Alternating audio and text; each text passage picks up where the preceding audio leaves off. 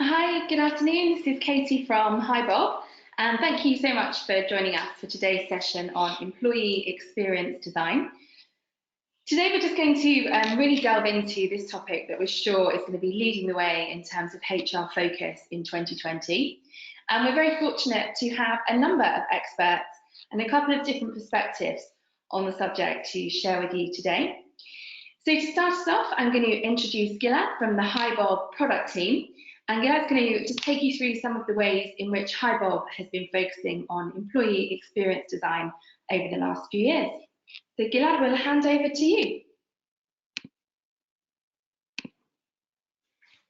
Thank you, Katie. Hi, everyone. Very excited to be here and welcome everyone.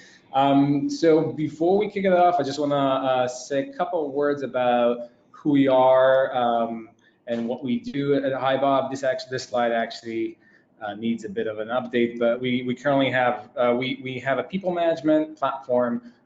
We have about 170 people already scattered around London, Tel Aviv, and New York, supporting almost 700 customers by now, managing everything from onboarding employees all the way to their offboarding, performance reviews, reports, analytics, documents, everything that relates to the employee lifecycle within a company.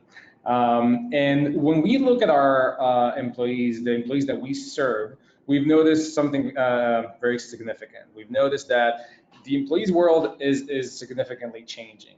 And if you look at that the bar, you notice that by 2020, the percentage of almost half of the workforce are going to be millennials, and those people bring with them not just it's not just about age, it's more of an entirely new set of values and beliefs. And we're talking about their attitude, which is different. We're talking about different values, different behaviors.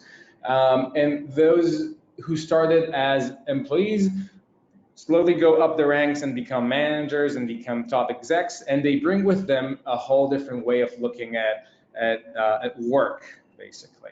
And one of the main things that we've seen is that the line between what is considered work and what is considered life is much more blurry than it used to be. So there is no the distinction that used to be where you're either on work or off work is now not as distinct as it used to be.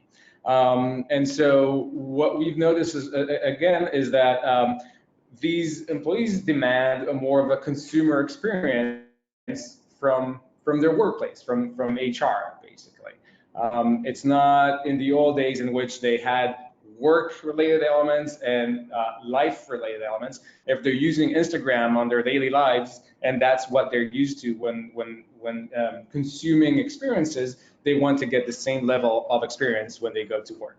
And what we've tried at Bob is to aim for that experience. And so we try to go and not just get a user from one point to the other, but concentrate on the path and provide some more of an emotional experience.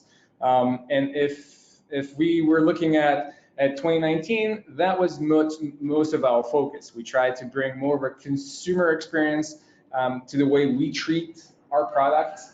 Again, keeping in mind that the users that use our products are used to Instagram and mobile messaging and all the other fun stuff that lives on their mobile devices, and they don't see it well when they come to work and they get a whole different experience. They want to experience it in the same manner. And so we were focusing on a much more of a colorful, vibrant, lively experience when they actually use their HR system.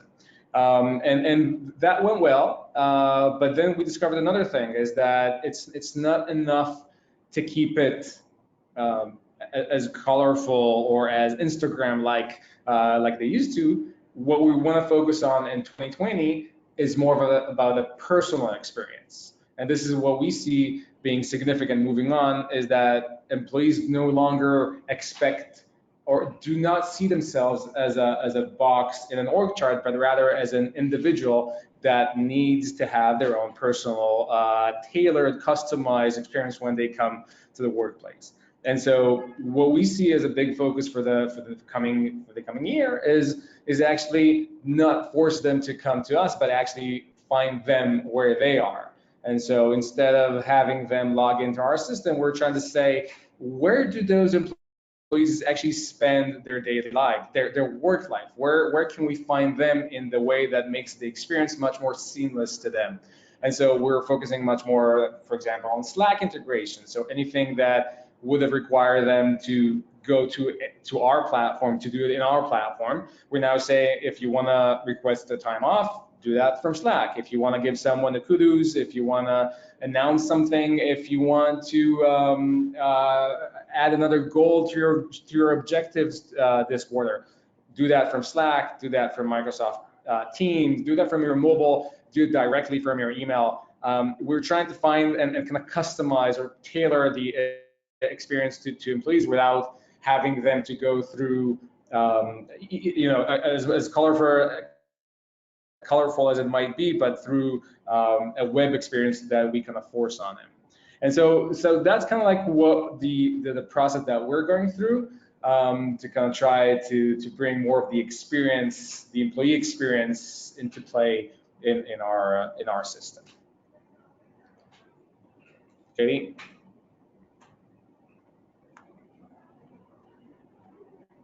Great, thank you, Gilad. Sorry, a bit slow on the mute button there. So thanks, Gilad, for taking us through, I think, how you can use technology as a core function of creating the right sort of employee experience that today's workforce, which is predominantly made up, as we know, of millennials and Gen Z, or is quickly becoming predominantly made up of millennials and Gen Z, with a different set of expectations and the need probably for a newer experience that is in line with those consumer-focused expectations. So it's great to understand what part technology can play in that and how you can build the right tech stack to support that. And we're now going to hand over to Steve and Morten from Five Studio, who are going to take us on a bit of a deeper delve into really what employee experience design is, how it can benefit the wider organisation, and of course the different elements aside from technology that can play a vital part.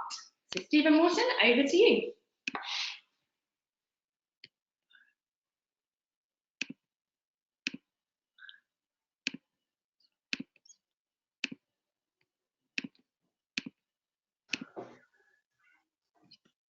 Yeah, so I guess we're live. We are Hi, live. everybody. Excellent. Let's just go here. Okay. Morten? Yeah, my name is Morten. I live in Denmark. I'm actually a historian by trade, but why I'm here today is, of course, that I'm part of Five Studio.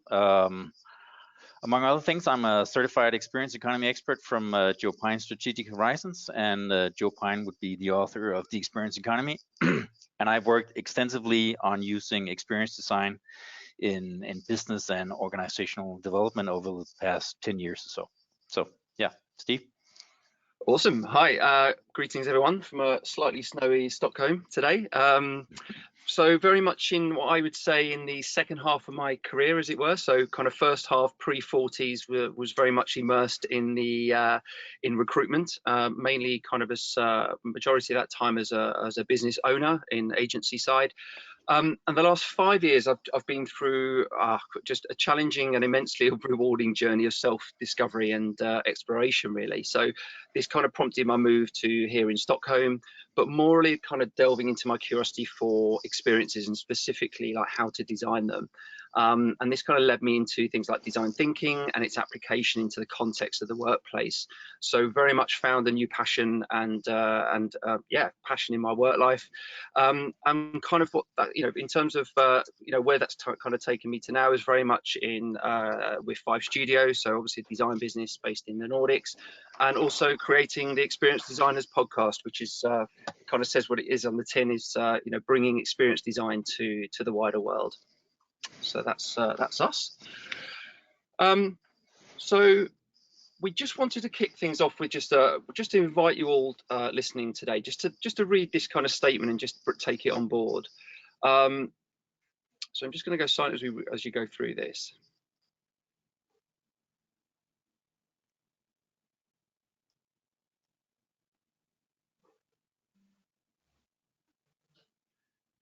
And so we just wanted to pose this question to the audience.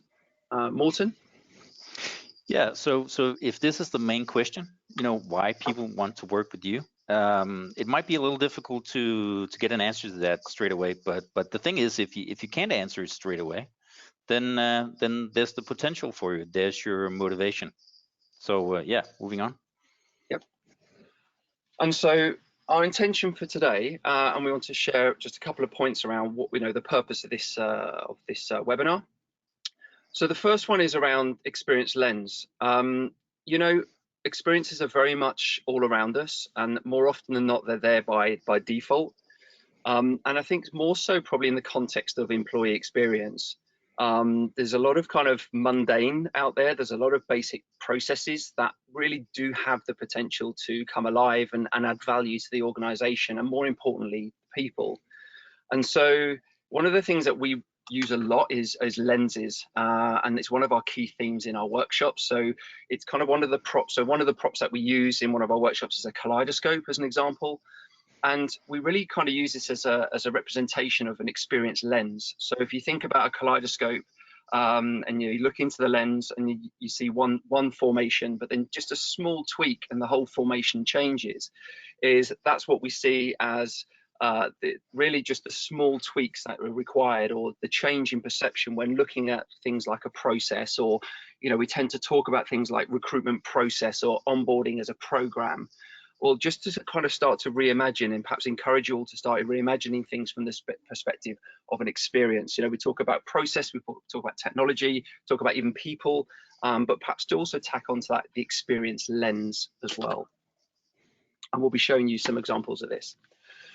The second one is outside of your bubble. We all work in our bubbles, and we have our pure focus areas. And we've got a huge drive and passion to bring new learnings, or not necessarily new. I think there's an awful lot of information out there. We're in a world of kind of it's a rich time for information, so we don't necessarily have to reinvent the wheel here or start to create new buzzwords, or to just to create something create something new rather.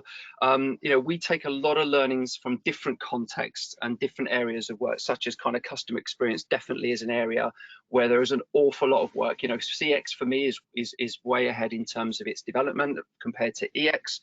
Certainly how they're using much more of an outside in thinking when designing and creating customer experiences. But today, we're going to be sharing inspiration from a roller coaster, from the experience economy, and also just showcasing a design method for you to take away as well. And the last one here is really, this is a new era for HR. In 25 years now, working with either talent acquisition or HR, I have to, I haven't seen anything like this in terms of the potential of HR. It's fundamentally going to change both as a function, and I think it's going to evolve immensely as a profession. And so, I'm super excited. I think I'm very, very lucky to be, in my career in this moment in time, and to be able to work in this particular area and function. So I think there's a lot of movement happening. We're seeing things like hacking HR in the US, for an example, which is really growing at pace. Disrupt HR, for an example. And so we're really keen to really be part of that movement. And really start to see HR being the orchestrators of the employee experience. So a couple of points around. I think it's always good to share some viewpoints, some of which I'm sure you're aware, but I think for me, technology, data, and insights. We know that the explosion for data, for technology, has particularly in the HR space, is continuing at pace. I did have a quick look actually yesterday before coming on the webinar, just sourcing some data. I think we're at about $4.5 billion invested in HR tech so far in the first 3 quarters of this year. That's just absolutely unprecedented. But I think one of the things for me is, and from a focus point of view, is the technology is an enabler for an experience. And so for us, it's kind of looking at the consumerization effect of the technology, but also how organizations are really using the data and insights to drive informed decisions in relation to then crafting future experiences. I think also as well, as we're capturing more data and insights, I think also how we approach some of the problem statements that it's creating or identifying in organizations. I think we need to look. I've seen definitely a shift in how we're approaching those problems. And there was a great example from a professor I had the pleasure of seeing speak last year in Germany of design, and he was talking about a change in focus around, if you think about how we used to solve problems, we used to look at we used to have to solve a problem with a transformation, build out a strategy, operationalize that strategy, and then it hits the people, or then we look at the people. Very much now it's been flipping it the other way around, is solving problems by starting with the people, then operationalize it, then build the strategy, and then the transformation. So certainly how we're solving problems. And the other aspect as well is utilizing your design mindset. I think one thing that for sure we're seeing is design thinking as a methodology, as a mindset being adopted and becoming ever more popular. I think one of the dangers we have at the moment is it becoming perhaps too popular in the sense of it being kind of losing its impact. I think I've seen it being kind of termed as a design thinking as a toolkit. In essence, just to be really clear about this, design thinking is a mindset and it's a methodology, what sits underneath of the toolkits in order to then deliver the methodology. So for me, it's about how we can then ensure that we're not losing this, but using your design mindset. And also the evolving skill requirements in HR.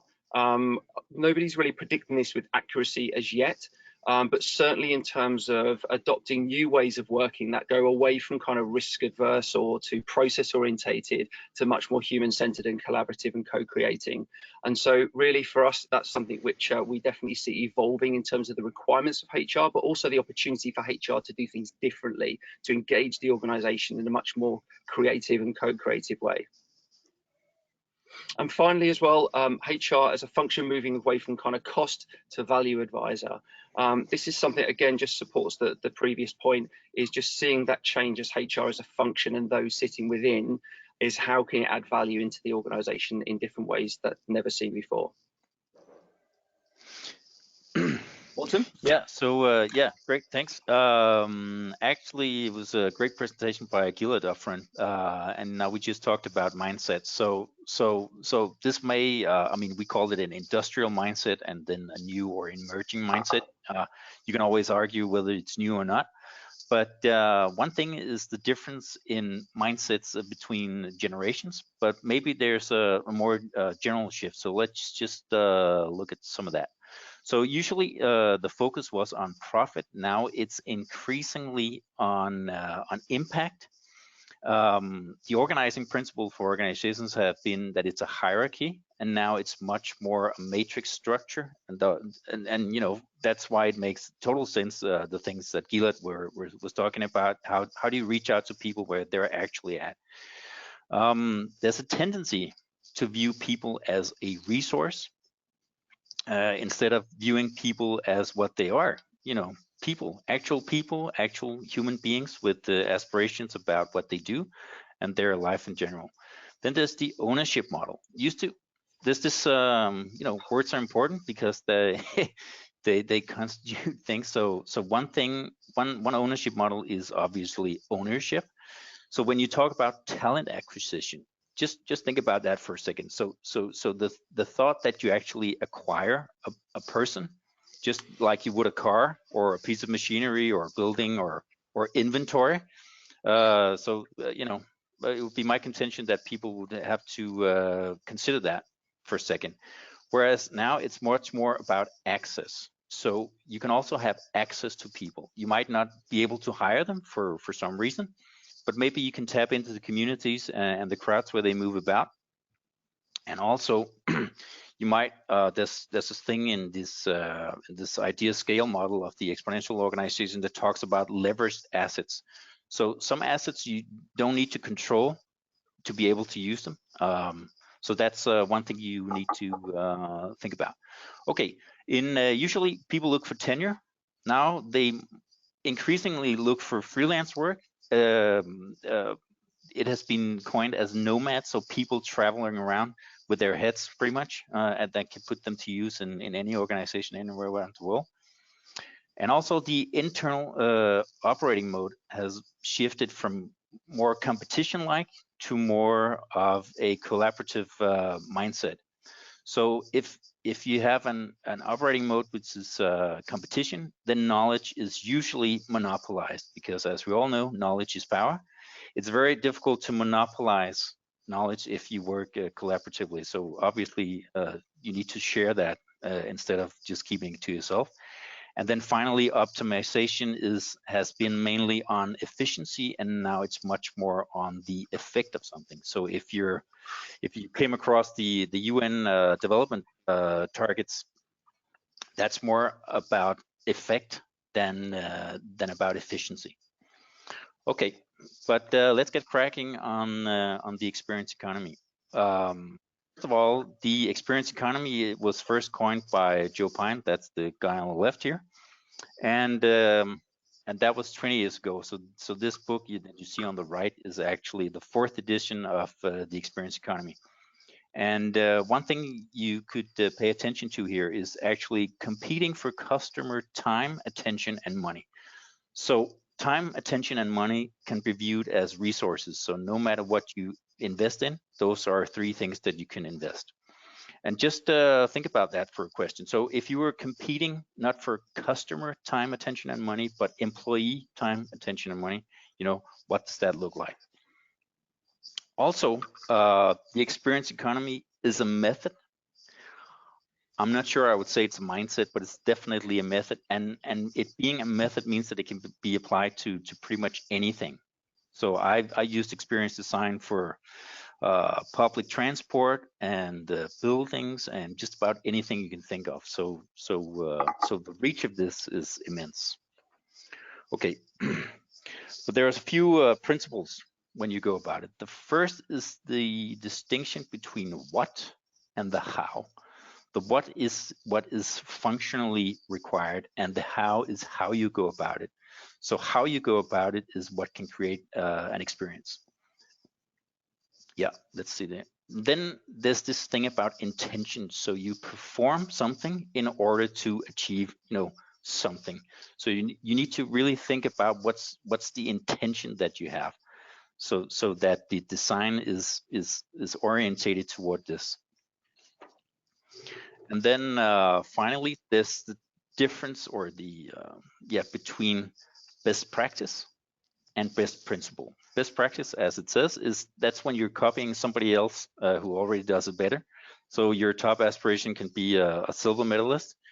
And best principle is about if you do something that you enjoy, or you have a favorite magazine or podcast you use, or you have a cafe that you really enjoy being at, just trying to figure out what's the underlying working principle that make this a great experience. And then you want to bring that principle to bear in your own business. So for example, going around in Copenhagen is the best way is actually going by bike, because it's pretty congested here. So if you just think about that, what's the great thing about going on bike in Copenhagen? And then just trying to figure out what's the working principle of that. And then if this was to bear on my own business, what does that look like? So it takes a little exercise, but once you get a hang of it, it's you can't help just always looking for the best principle. And so finally, there's a lot of discussion what the employee experience is. What we can say about it is that all experiences, whether they apply to customers or employees, are that they're memorable, they're personal, and they are revealed over duration. We're going to come back to these things, but those are the 3 main things about experiences. What you can also say about experiences are that they are staged. So that's what you do. You stage experiences. Usually you try to engage all 5 senses. So I like what Gilad was saying about the colors, and that's a way of actually stimulating people's senses. And now this is a webinar, so there's only so much we can do, but still, that's what you want to go. And finally, they can be themed. You can argue that they should be themed, but at least they can be themed. Okay, but let's dive into the theory bit. Yeah. So wait. Did we skip the first one, the progression of economic value? Or, yeah. Okay. Yeah. Okay. So this model is called the progression of economic value, and just for starters, it states that there are 5 different economies, starting with commodities, products, services, Wait. Yeah, good services. Yeah, we need to move back then. And then experiences and then transformation. But let's just go back to commodities. There we go. So the key attribute here is about a commodity is that it's natural and the demand is for characteristics. And then there's this distinction between the business imperative and the customer sensibility. So, so the best way I can describe it is that the business imperative is what is actually functionally required from an organizational perspective. And the customer sensibility is what makes customers react or might trigger them to buy something or what they're actually looking for. So in commodities, you need to supply availability. And the easy example is that if you're going to the supermarket for potatoes, and in the first supermarket you visit, there's no potatoes available, so you just move on to the next supermarket. So that's pretty easy to understand. So what you need to do, you need to supply availability. Okay, so moving on to Sorry, wrong goods. one. Yep. Yeah. The thing about goods, the key attribute about goods is that they are standardized. The demand is for features, and the business imperative is to control the cost that constitutes the customer sensibility. So just a quick note. Let's say that now we're with Hi Bob. So Bob left the building. He got a new job somewhere.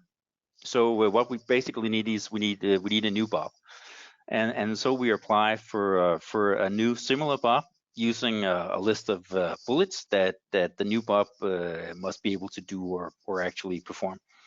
And then once we got Bob in the door, the new Bob, you then provide a pretty set list of benefits and salaries. So what we actually do as HR function is that we supply the availability of a new Bob. We do this based on his features, which is the bullet list, and then we control the cost of new Bob by providing him a pretty set list of benefits and salaries. Okay, so moving into services. Services are customized. The demand is for benefits. And again, the business imperative is to improve quality. So if you just think about that for, so the quality of what? And as Gila just mentioned, a lot of the interfacing between the organization and the employees is being taken over by tech. And so improving the quality of that interfacing might be something you want to address. And then moving on into experiences. Experiences, and Gila touched on this as well. Experiences are personal. The demand is for sensations. So remember engaging all 5 senses. And then the business imperative is to render authenticity. So authenticity is the main word here. So we discussed this among ourselves. So Disney has this concept of having a culture which is by design instead of being by default. And I'm not saying this is always the case, but a lot of time the case about organizational culture is that there's a discrepancy between the stated culture and the actual culture. So moving into experiences, this is something you need to work on, because authenticity is about being true to self. So obviously you have to know the self to which you must be true. And so if there is a discrepancy, you need to get rid of that, because otherwise you're not going to make it on your business imperative, which is to render authenticity. And speaking of authenticity, you might also want to ask yourself the question, so how do people actually experience that? And then finally, moving into transformations. The key attribute about a transformation is that it's individual. The demand is for traits. And what we need to do as a business is that we need to encourage edification. So just a quick flip of the mind. So to all of you listening and watching out there, we might, 5 Studio, that is, Steve and I, might view you as all as aspirants. So you have an aspiration for doing something new with either your work life or your organization. And so you watch this in your own kind of process. So what we can do is that we can guide you, and we can provide some level of encouragement, and we can provide you with some new traits that you can then bring on from here. So that's one just a quick view on how to see HR as a transformation. Yeah, so moving on. Yeah, so this is a little difficult, so you might have to ponder a little about this, but there's a very clear distinction between what is customer or employee experience management, which is time well saved, and that's everything that you can do to have it nice, easy, and convenient. So that's the interfacing that we talked about before. And then experience economy is about time well spent.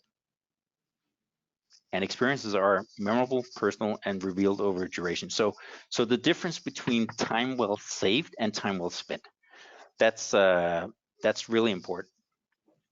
And also, wait, yeah, let's, sorry. yeah, that's, no, hang on. So the main question we had at the start, why people would want to work for you, obviously they want to work for you because they perceive it as time well spent. I mean, you could argue they have to be there, otherwise they don't get paid. But wouldn't it be nice if they actually thought that was time well spent?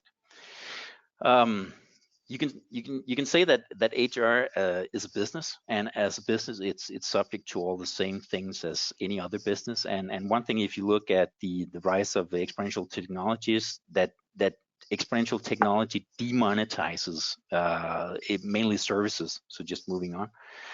Can you just share the next slide? Yeah. Yeah. So if you are in commodities, goods, and even services, that's mainly a transactional business model. So it's the exchange of things. So if you have a transactional business model and the cost of transactions goes towards zero, then theory has it you're out of business, right? So just maybe just keeping it less blunt for HR.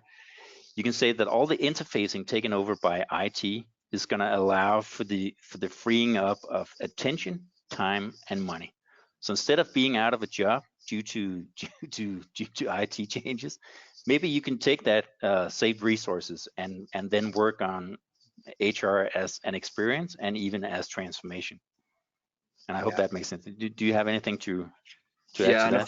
And I think this is some of the projections that are there, and perhaps also already starting to be felt. Particularly, if we have a high curve with HR tech investment, is that we're going to see this consumerization of interactions. We're going to see time savings, both for the employees but also for the HR as a function. And the question really, and the challenge is okay, with some of that time saved and some of those automation of tasks, is what can be done with that time. So how can HR evolve in terms of how it's adding value with that additional bandwidth, or to manage this? So I think that's something which I think is really exciting. I think we can see here, if we're looking at it from how many organizations or companies have gone through the kind of the economic progression of value. It's interesting to see what does that then mean. So I think one of the things as well is to ensure that we, from a purist experience design perspective or employee experience, is that we really have this clear distinction around what is a service and actually what is the experience.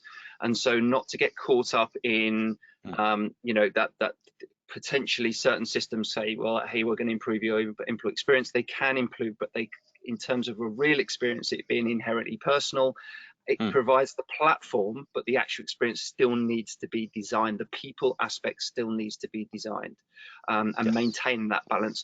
The systems will absolutely become the platform and the enabler of that interface, but again, it's not to be led by that. Is always keep the balance around the experience and the people aspect.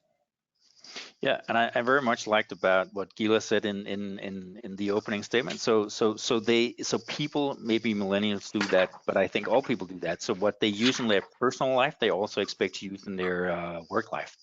So this whole consumerization. So you can even say that there's this artificial divide between customers and employees, because you can even treat your employees as customers, in which many of them are if you're a phone company, for example, but just in terms of how you think about designing experiences for them. Okay, but let's move on to the next slide. So so that's just the intersection that you need to be very aware of. As we stated, experiences are revealed over a duration. And because they're revealed over a duration, you can actually apply dramatic structure. Dramatic structure is the original model is a model by Gustav Freitag. so that would be for stage plays, and you'll find that in movies and everything as well. But you can even apply it to experience design, and we have a less complicated model for that. So let's take a look at that. We brought this picture because it's a very simple model, but you just like this image. So it's a single object, but you can then use it over and over and over again, and in the end it's going to look something like this. Yeah, but let's take a look at the model. Yeah, and just to support that, Morten, I think the importance of this model, for example, is that it works at any level of granularity, whether it's a large, high level, or absolutely at a really kind of minute granular level. And I think this is the appeal generally, I think, around design and using some of these methods. Yeah. So the first thing is enticing. So what goes before the actual experience, and how do we attract interest? The next one is the entering. So what happens the second the guest enters? And when it says guest here, that's the customer in the experience economy is a guest. So maybe you want to treat your employees as guests. So it would come from that you treat them in a different way than if they were just clients or customers. Anyway, what happens the second they answer the door? And then engaging. So what happens during the course of the interaction? What are the processes and flows? And then the next one is exiting. So again, like entering, what happens the second the guest leaves, exits? And then the final stage is extending. So what happens after the experience? How do we prolong the experience? If you go to H&M to buy a t-shirt, for example, nothing really happens after the point of sale. You politely show yourself out the door, and then that's it. So there's no exiting, there's no extending. So if you want to take the consumer experience of H&M to a next level, you might want to think about what should happen when people exit, and what happens after they actually made a purchase. Yeah, so let's move on. That's the whole model for you. Yeah, Steve.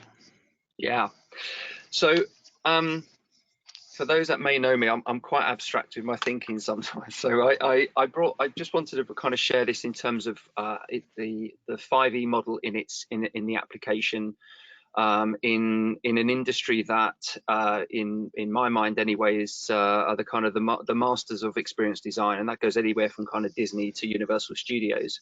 And so you might be wondering, I mean, you may have seen it in the bio for this webinar about a roller coaster, and you might be thinking, like, what the hell has a roller coaster got to do with employee experience design? But I just wanted to share with you, like, this is something which I experienced myself, and because of my understanding and the knowledge of some of these methods, I realized whilst on a roller coaster in Los Angeles in February at Universal Studios, I was actually being treated and being experiencing in its absolute glory the 5E model. So let's just run through a roller coaster. I don't know if any of you have been to Universal Studios in Los Angeles, and there's a particular ride there called the Mummy ride. And in terms of kind of looking at a roller coaster, or let's say in this case the Mummy ride at Universal Studios, is thinking about, from an enticing point of view, why the hell you would subject yourself to a roller coaster that goes from like 0 to 60 in God knows how many seconds. And so on a personal level, from an enticing point of view, myself and my children enjoy going really fast and upside down on roller coasters. And so in terms of other people may not obviously share that excitement or level of excitement for going on a roller coaster, and therefore you naturally deselect from that. And that's the point of an experience. So from an enticing point of view, it's very much personal and aligns to that I want to be on a roller coaster. The interesting one is when you enter into a roller coaster, you go through your ticket machine and you turn the corner, and lo and behold, you're hit with a ridiculously long queue. And actually, as you kind of go into this holding bay, this is an area which I found, as I was standing there, I realized, my God, this is being very specifically designed in a way that engages potentially 200-300 people whilst sitting in a queue. And so what was interesting was that the area was completely themed in obviously the film The Mummy. It was showcasing some particular video content, and also had lots of different sounds going on. They had lots of obviously some props that were there, and so it didn't, it was an interesting viewpoint around, okay, I'm currently in the entering phase of a experience, and of course from there we then go into engaging. So go through the gates all excited, go into the roller coaster, and of course you finish off that in super quick time, and you're finished. Now, what's interesting at this point, obviously the roller coaster has been designed to deliver this particular experience. At the end of that, we then come to the exiting. And what was interesting is there's typically one or two things that happen, I would say, is that the first one in relation to this one was you're often out as quick as you can. The second one is you could then go into a themed shop where you would typically then spend, I don't know, money you would otherwise never ever spend in that particular moment. And then the last one is then extending. So how do you extend the experience of a roller coaster? Well, what's one of the first things that most of you would, I know we do, a lot of people do, observing, is they run to the screens and they look at the photo that has been taken and potentially even purchase that and take that and bring that home. And what was interesting at the weekend, I was actually at my sister-in-law's over the weekend, and as I put the milk in the fridge and shut the fridge, I noticed on the fridge was a photo of her and her family at the Titanic Museum, showcasing exactly that. And it was a memorabilia that was on the fridge, proud as punch, showing that, hey, we've been there, and this actually then triggered the memory. Yeah, exactly. Yeah. So if we now kind of then flip this into the employee life cycle, so let's taking this learning and flipping it into the context of the employee life cycle. Morten, you want to share this? Yeah, this is an image that we did on a workshop in Stockholm, 20 people or so, and we just got into designing. And as I stated before to Hype Up, then the good thing about experience designing is all it takes is a pen and something to write on, and that's exactly what these people do. So what they were trying to do was to very quickly get ideas on the table on the onboarding experience. So again, you see the different parts of the 5E model up there: enticing, entering, engaging, exiting, and then extending. And though people had very limited time, just 5 minutes per session, they actually came up with quite a lot of posters. So I thought that was actually brilliant. Yeah, and one thing to make. Yeah, so in terms of the, I think in terms of the attendees, I think what was super interesting was, it was the ability to co-create in such a short space of time. So if you implement this internally into your own organisation, it's whether you're kind of facing kind of internal silos or any of these kind of challenges, then it's an amazing, really, facilitating the right way with the right methods. I mean, the outputs we got from this, and we have people in the room from like Ericsson and Visma, Electrolux, and Ben, who's the chap there in the middle, owns his own company, and subsequently after this event, it was just an interesting learning around how his own perception of and his own viewpoint of when he now creates events or his own business and look at his own business, he thinks of it from an experience lens. And so it doesn't take much, and this is something which we need to stress here. It's not as big a thing as you think it is. It's a very, very simple methods of just moving it forward and then co-creating. We had some wonderful ideas. I mean, you can see the number of post-its there, and there was some really amazing, and they may not be the exact answer, but actually then you build on those answers, or you build on those ideas then, and then develop it from there. Yeah, absolutely. So this is again, if you try to design or get a serious designing an onboarding experience. So the enticing would be anything that happens pre-boarding, and then you have the first day of the new employee. So we added 2 more things. It's a signature moment. Signature moment is anything that would sort of, a moment that stands out in some way that you can then use to execute some kind of happening. So yeah, what could it be? It could be, if you know Pike's Fish Market in Seattle. So when somebody buys a fish, then the fish is thrown through the shop and caught by the guy behind the counter. And that happens every time somebody buys a fish, no matter the size of the fish. Then you have introductions, you have the whole engagement part. And then once you finish, when you exit, that means you're onboarded. So that could be another signature moment there. And then we added emblems. Emblems is something you use in the transformation economy. So here you're transformed from, just another grunt to somebody who's been onboarded. So what helps you signify that you are now onboarded? What's the emblem? It could be a special mug, or it could be, making a photo opportunity. It could be pretty much anything. And then the extending part is, wouldn't it be nice that if you have people starting at the same time, they then have a community that they can then tap into and use later on? Actually, the next example we have is great for that. So, Steve.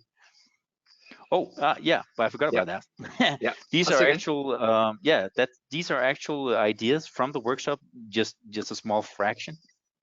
So you can see all the people on the image before. So this is some of the things they came up for the enticing, entering, engaging, exiting, and extending. Yeah, and there was some. There's too much to read now, so that I know we'll be sharing this out. So it's certainly one for there. But some of the ideas in here is kind of the 5 free to bother coupons, or find the colleague who speaks French.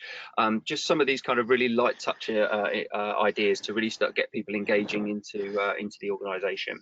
Yeah, I love the IT butler, which is there on your first day to just make sure that the whole thing about IT just works, and then you can ask anything. And remember also, being an IT butler, that's a very special function. So you have to task somebody with that specific thing, and you can even theme the IT butler so he or she actually looks like a butler.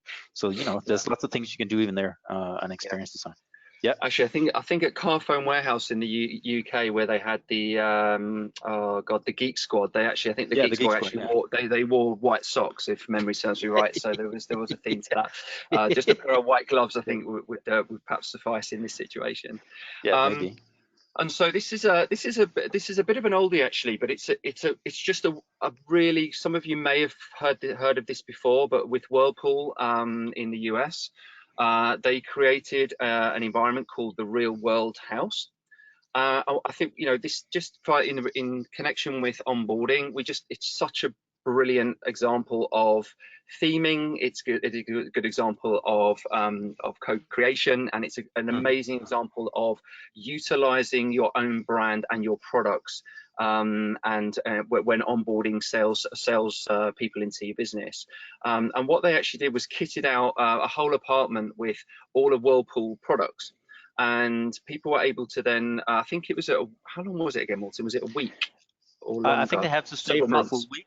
And they have to, of course, do the laundry, cook, do everything that uses the appliances. And then also, of course, you build up a network already there, because all the people you spend a full week with them at the place. So once you exit, you actually have an extended thing, which is all these people you met. They might be relocating all across the country, but you still have that platform that you underwent the same onboarding experience at the same time as they did.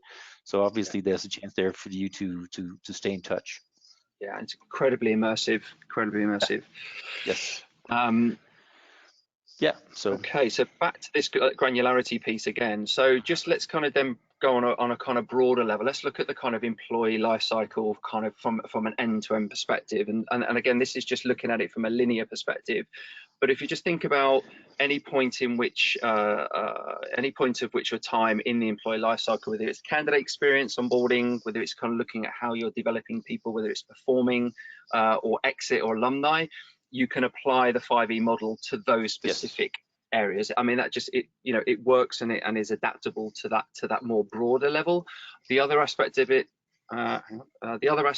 is then much more granular, so you could really focus exclusively into just application experience or very, very specific interview experience. Coaching, as an example, performance reviews. We've seen IBM, for an example. They've got a lovely case which they've shared out, where they've completely transformed their performance reviews using design thinking methods, but certainly looking at it from an experiential point of view. And one thing to mention, there's that we shared, well, we've done previously with a project is, we focused on the reception to exit walk. So we looked at, like most of you there, if you walk into your office or a HQ every day, like you're running on auto mode all of the time, so you don't tend to see your reception area anywhere like a candidate would, who's new, who's probably in more of a buying mode. They're very aware and very alive to what's going on in the environment. And we worked with a client that was just from a micro moment. We identified a really unique moment in time when they're actually sitting on the sofa waiting to be called into their interview. And so we captured that time and designed that period of time to make it engaging. And it was just a simple measure. It was just, let's create an engaging document that says, hey, are you here for an interview? ? And and there was some real kind of last minute kind of snippets of information that they would that we wanted to pass on for people engaging in an interview. So it just can be just using this on a different level of granularity and getting value from this. It can really help. So this is actually just to make sure. So this is all application of the 5E model on anything from the employee lifecycle to just a certain event or just a single interview that you do. So it can be used on any level. That's pretty much the that's the thing here. We're being told we only have 10 minutes left, so we might want to. That's good. We're moving on now, so that's good. Yeah. So that kind of brings us down to just the last couple of slides, which is, look, just some top tips really. It's again just for us, like any kind of design process, EX design really does start with taking time to understand your people or the group of people in the point in time on the life cycle. And so, we're definitely seeing a much more, I think what's really exciting, particularly from a technology point of view, we're seeing a much greater ability now to capture real-time data and insights into how people feel during various points in the journey, whether that's kind of a Qualtrics on an enterprise level, or an Anne Franklin or a Culture Amp, or these types of organizations. So I think there's definitely opportunities to leverage some of the technology to just help identify, but also to really focus on to really just get into the understanding of your people. Second one is kind of work on, like, any change that happens, you have to start with yourself. And one thing for me, I mean, just because I've personally gone through this in recent years, is just working on your own mindset. There is just new ways of thinking. I think if we look at kind of agile HR, for an example, you look at design thinking, you look at all the different methodologies, there is a similarity in that it starts with people first.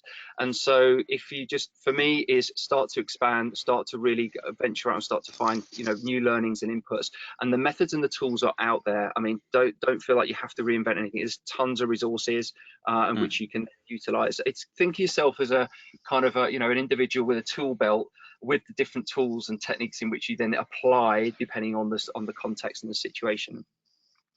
To get started, and this is just a simple piece of recommendation, is just start a moment in the journey. Just choose a moment that you think is the most problematic, any level of granularity, and just start with a 5E model. Just give it a go. Bring people in from the different areas of the organization. You can probably do it in an hour quite comfortably, and you'll soon identify, and also just ensure that those in the room are representative of those people that share, everybody as much as you can, who share that experience, not just, for an example, candidate experience. People tend to get obsessed with candidate. There's also the recruiter, there's also interviewer, there's also hiring manager, as an example. Yeah, and can I just say, before you get people into the room, just think about for the briefest of moment, what can you do to entice them? What happens when they enter the room? What happens during the workshop? What happens when people exit, and how do you then extend? So just apply the method that you want people to use. Do that all the time, because then it's just second nature. Yeah. And this is another area as well. Is just getting started for sure. Is again just not reinventing your own individual organisations.